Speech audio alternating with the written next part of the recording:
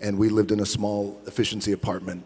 And my mom and I came home, and I'll never forget, the rent was $180 a week.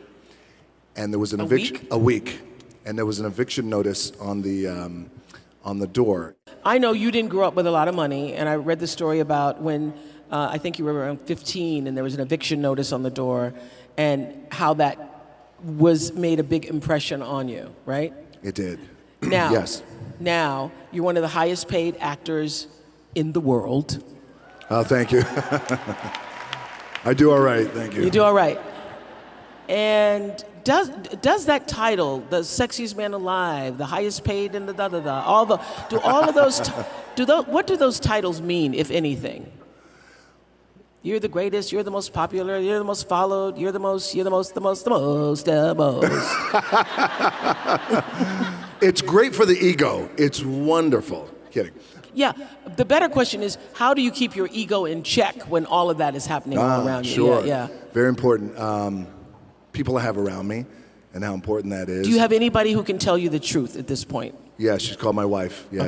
Okay. Absolutely. Lauren can tell you the truth. Yes, Lauren can tell me the truth, but by the way, and this is where it's the tricky thing for us too, being in this position, is we want to make sure that we have people around us who are inspired to do well and reach for and continue to share our vision, but also at times say, well, I'm not quite too sure if that's the right thing to do. So look, I've had a wonderful career, especially coming from being evicted, and those titles are nice and everything is fine, but honestly, I'm so grateful to be in the position I'm in, and I never take anything for granted. I try not to. Aren't you glad that you were once evicted? Because it gives you such an appreciation for what you have now.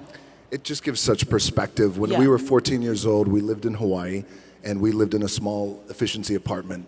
And my mom and I came home, and I'll never forget, the rent was $180 a week. And there was an eviction a week.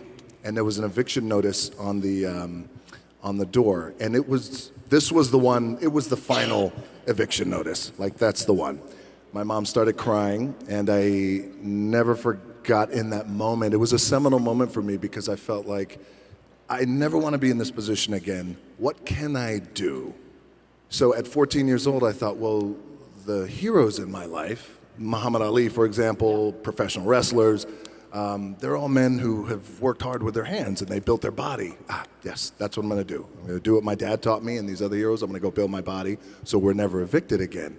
But being evicted, by the way, has, as you were saying, has not only given me just great perspective, but also great gratitude, but also, and my team and my family, we laugh at it. But I feel this way, like, oh, well, you know, we're a month away from being evicted. I got to go to work. Like, I still have that in my head. You still have that. I still have that in my head, you know, but it keeps you grounded, by the way. Yeah. Yeah, because that's why the most this and the most that, again, it's wonderful, but the alternative is what I once was. And it also doesn't change the way you're wired, because I still save toast. I do. I will save toast rather than throw it away.